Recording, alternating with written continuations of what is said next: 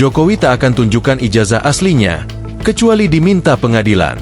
Tim kuasa hukum Presiden ke-7 Republik Indonesia Joko Widodo, Jokowi, menegaskan pihaknya tak akan menunjukkan ijazah asli dari mantan wali kota Solo itu.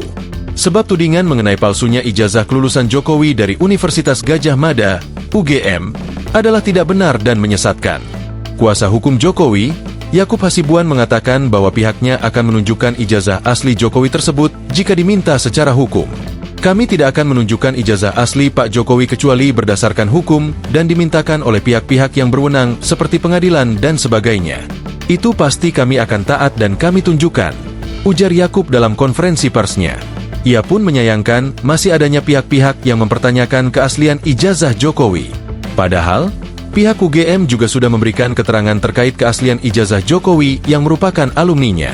Jadi ini sebenarnya sudah lama sekali dikonfirmasi dan selama ini tidak pernah ada masalah apapun, ujar Yakub.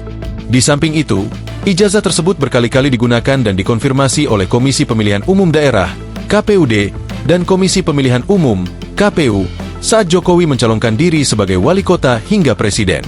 Ayo kita putar kembali kepada asas-asas hukum itu bahwa siapapun yang mendalilkan, siapapun yang menuduh, dialah yang membuktikan, tegas Yakub.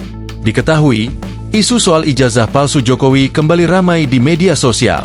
Masalah ijazah palsu ini dibicarakan sejak 2 tahun lalu, hingga membuatnya 3 kali digugat ke pengadilan.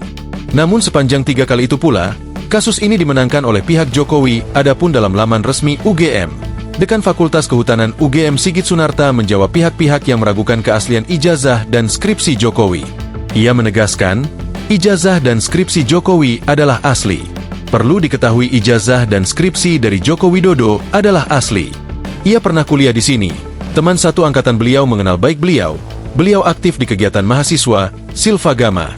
Beliau tercatat menempuh banyak mata kuliah, mengerjakan skripsi, sehingga ijazahnya pun dikeluarkan oleh UGM adalah asli, ujar Sigit dilansir dari laman resmi UGM.